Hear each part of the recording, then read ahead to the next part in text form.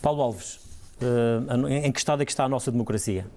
Antes de mais, boa noite aos colegas de painel, boa noite ao Gil, boa noite às pessoas que nos veem lá em casa. Em que estado é que está? Estamos já vimos aqui dos lados, não é? Portanto, já vimos os dois lados e eu estava aqui a ouvir os dois lados, portanto, também estava aqui a tomar uns apontamentos. A questão do Gil há pouco era se existe déficit democrático. Não existe déficit democrático se nós pensarmos na perspectiva das eleições livres. Aí sim. Agora, se pensarmos na participação e na tolerância e na receptividade de quem está no governo relativamente à oposição, aí sim, aí há muito déficit democrático. Ou seja, nós vimos isso na Assembleia. É uma questão de fazer estatísticas e vermos quantas propostas são feitas pela oposição e quantas propostas são aceitas pela maioria PSD. A maioria PSD-CDS, que no fundo servem de escudo à governação, ao governo. A verdade é esta, é que neste momento na Assembleia Legislativa Regional o PSD e o CDS bloqueiam o acesso ao próprio governo. Temos provas disso. A mais recente prova foi o Juntos pelo Povo apresentou um pedido de audição à senhora secretária Rita Andrade. O que fez o CDS e o PSD? O objetivo era que a senhora secretária fosse à 5ª Comissão para explicar um processo de privatização dos lares que estão sob a tutela da Segurança Social. Tão simples quanto isto. E o que fez o PSD? Bloqueou. Não deixou que a senhora secretária fosse explicar. Ora, isto aqui não é um déficit democrático? Há aqui participação democrática por parte do governo? Não há. Não há. Muito menos também na Assembleia. Muitas vezes o que nós vemos é um bloqueio às propostas da oposição, quer seja do PCP, quer seja do PS, quer seja do JPP.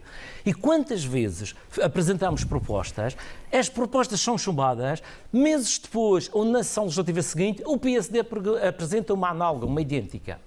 Quantas vezes isso já aconteceu? Portanto, e o Sr. Deputado Lopes da Fonseca também tem conhecimento disso, que antes de fazer parte do governo também estava no lado da oposição e aconteceu isso.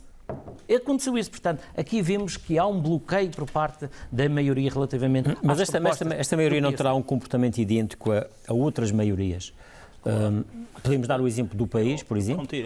Podemos dar o exemplo nas câmaras municipais que são de outras cores políticas, se os comportamentos não serão idênticos ou são diferentes? Se os comportamentos, Gil, eu não estou a dizer que sejam ou não sejam idênticos, se os comportamentos são idênticos, estão errados.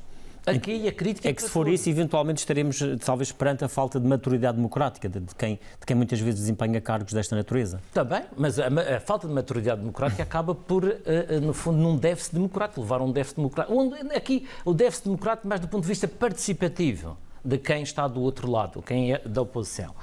Porque, e depois há outra questão que diz respeito ao relacionamento institucional entre o governo e as autarquias. Falávamos por causa da questão da democracia. A democracia, como é que, e nós temos provas disso, não vem de agora este problema da falta de haver uma má relação institucional entre o governo e as autarquias locais. Não é agora com a entrada do Dr. Miguel Albuquerque no governo. Antes, muito antes, e existem provas disso, Machico, o que sofreu na pele Machico só por ser uma cor política diferente.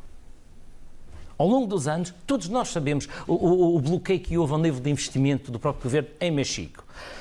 Santa Cruz, o Dr. Miguel Albuquerque entrou no governo, bloqueou e continua a bloquear o apoio e o investimento em Santa Cruz. Essas são as razões que, porventura, a maioria utiliza agora também em relação ao continente.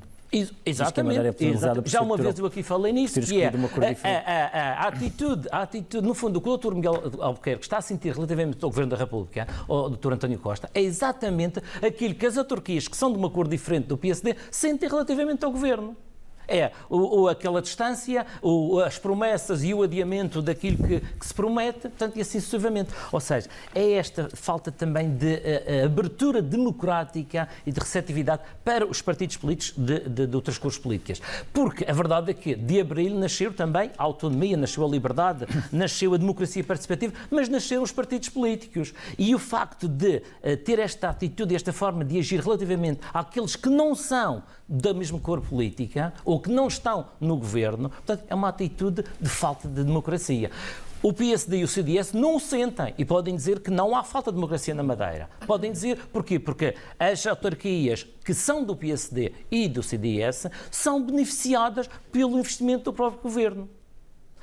Não se admite, por exemplo, e só dou um exemplo, o Presidente do Governo foi a Santa Cruz, foi à Camacha, na altura quando se falava no investimento no Largo da Achada, na Camacha. O Presidente do Governo achou o máximo daquele projeto e disponibilizou-se para ajudar. Iam fazer um contrato de programa e ia haver ajuda do Governo. A única ajuda que o Governo deu foi uma camélia para plantar lá no jardim.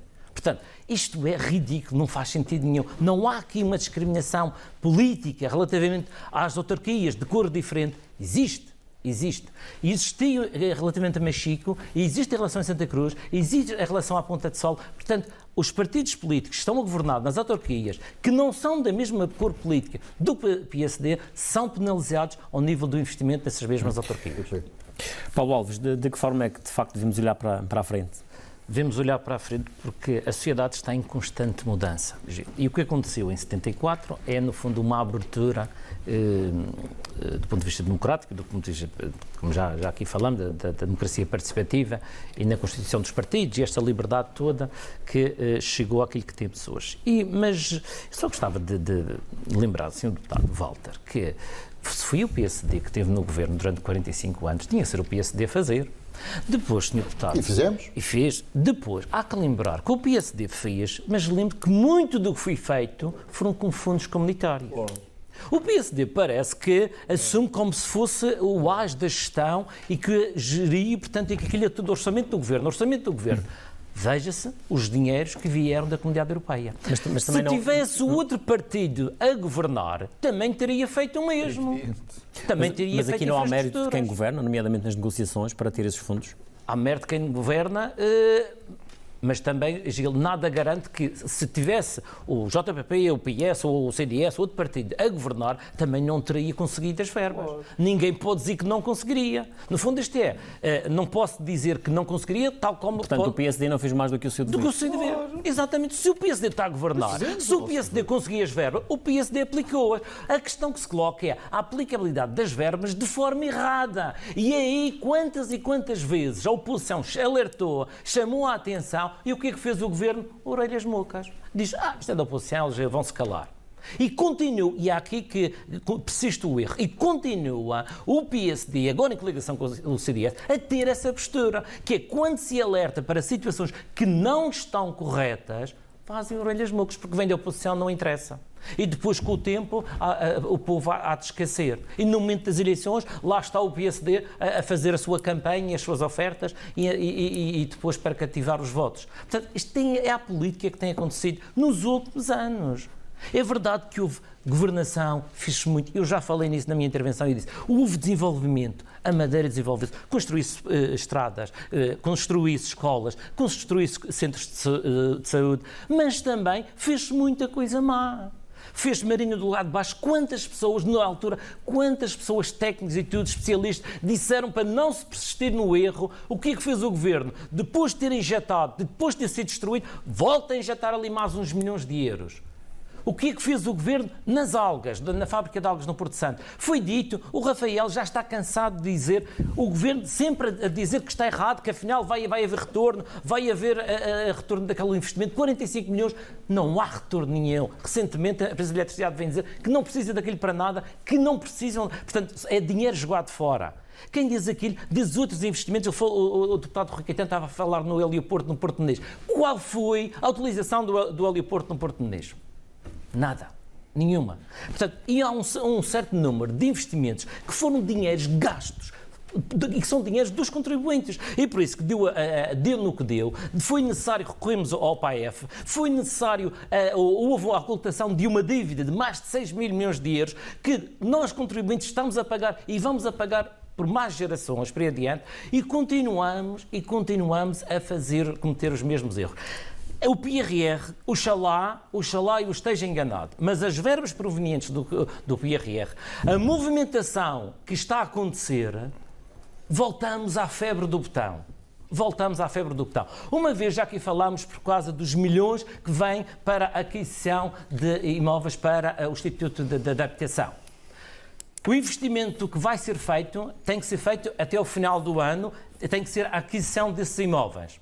Ora, esse investimento, essas aquisições têm que ser bem ponderadas, bem fiscalizadas, porque senão o que vai o Governo fazer é comprar aqui, comprar ali, não olhar a valores e, em vez de comprar 100, compra 50, mas aqueles 50 é de alguém próximo de quem está a governar. Sr. Deputado, achava Infelizmente funciona assim. E não pode ser. Porquê que eu falo na questão da fiscalização? Porque quando nós propusemos que houvesse uma fiscalização por parte de uma comissão da Assembleia, o que fez o PSD e o CDS? Chumbou essa proposta. Ou seja, querem governar sem que seja fiscalizada essa mesma governação. E isso não pode ser, porque é competência da Assembleia Legislativa Regional fiscalizar a governação, os atos do Governo Regional. É por isso que o Governo Regional tinha que ter maior consideração e respeito pelos deputados e pela própria Casa de Democracia, que é a Assembleia Legislativa Regional. Paulo Alves. Há pouco, Gil, nós falávamos por causa da capacidade de negociação do Governo Regional para com a União Europeia, por causa da questão das verbas, de ir buscar as verbas para investimentos na Madeira. Sim, que teve uma negociação primeiro com o Estado português, que a região não negocia quase diretamente. Sim, exatamente, mas sendo região periférica, mas pronto, claro. Essas questões. Agora, o que nós temos visto é que, infelizmente, o Dr. Miguel Albuquerque e o Dr. Pedro Calado, quando era vice-presidente, iam ao continente fazer negociação com o Governo da República. Foi com o Ferro, foi com o Novo Hospital, foi com uma série de investimentos, que também é a competência do Governo da República. Portanto, até que certo que se diga. Mas o que acontece é que chega lá, parece que as coisas correm bem. Chega cá à Madeira, começam logo com 2 pedras na mão. A atitude do Presidente do Governo, ao usar a expressão da questão da independência e depois dizer que é uma metáfora, seja ou não seja, é daquelas coisas que se pode pensar e não dizer. Porque se está previsto, logo a seguir ao agendamento de uma reunião com o Estado, e dizer aquilo é mesmo uma provocação. No fundo é querer negociar, mas ao mesmo tempo entra com 2 pedras na mão. A humildade é uma virtude. E na negociação, a humildade não é submissão. É que está enganado, Sr. Deputado. É essa postura que o PSD não percebe. Uma coisa é a humildade e a capacidade de negociação, e uma coisa é a submissão. E não é isso que eu estou a dizer. Porque o que o PSD faz, e está habituado a isso, é entrar sempre com 2 pedras na mão contra aqueles que não fazem o que eles querem que se faça. Está a perceber? O que o PSD falta uma postura de honestidade, de humildade perante a República para se poder negociar. Não se entra com 2 pedras na mão. E o Sr. Deputado tem a experiência disso, até enquanto professor, enquanto diretor de escola, sabe perfeitamente, nos momentos de negociação, não se pode entrar, desculpem a expressão, entrar a matar. Porque se entrar a matar, vai ser rebuscado. Sr. Deputado, acha que temos sido bem tratados pelo Governo da República? Não estou a dizer isso. Eu disse isso, Sr. Deputado. Não estou a perguntar. Não está, em certas matérias não estamos a ser bem tratados. Havia de haver maior solidariedade institucional, porque existem, e aqui já foi falado o caso da educação, o caso da saúde, há a responsabilidade do Governo da República relativamente à Madeira, mas também temos que ver que cá na Madeira, em termos de saúde, por exemplo, o Governo Regional podia e deveria ter feito mais. Falava por causa da questão das listas de espera. Um programa de combate às listas de espera eficiente e eficaz tinha que ter outra verba inscrita no orçamento. E porquê que o Governo não fez? Opção, investimento no botão, em detrimento da saúde das pessoas. Temos que pensar, e já há pouco estávamos a falar por causa do futuro, temos que pensar nos nossos idosos. Neste momento, nós temos uma população envelhecida. Nós precisamos de lares. Nós temos cerca de 1000 idosos à espera de uma vaga num lar. Nós temos idosos a ficar em casa porque não existem ajudantes domiciliares suficientes para dar resposta e a família não está presente. É necessário fazer investimento relativamente aos nossos idosos. O que é que está previsto do Governo Regional para lares? Arranjar o lar de São Jorge para um centro de dia. É insuficiente. Portanto, existem matérias prioritárias em termos de futuro em que o Governo não está a fazer a devida aposta, dar a devida prioridade. Mas sim, está a defender aumentar o casco, a pontinha, injetar ali mais uns 100 milhões em betão. em betão. Será que isso é prioridade para a população? Isso é a questão que se coloca. Será que isso é prioridade para os madeirenses e porto-santenses? Será que termos o preço do gás que nós temos, o preço do combustível que nós temos, os impostos que nós temos, o IVA que nós temos, é isso que está a beneficiar os madeirenses ou está a prejudicá-los? Está a prejudicar os madeirenses. Por isso, a governação do PSD e do CDS tem que repensar as prioridades relativamente a estas matérias e a outras no que diz respeito diretamente à sociedade madeirense.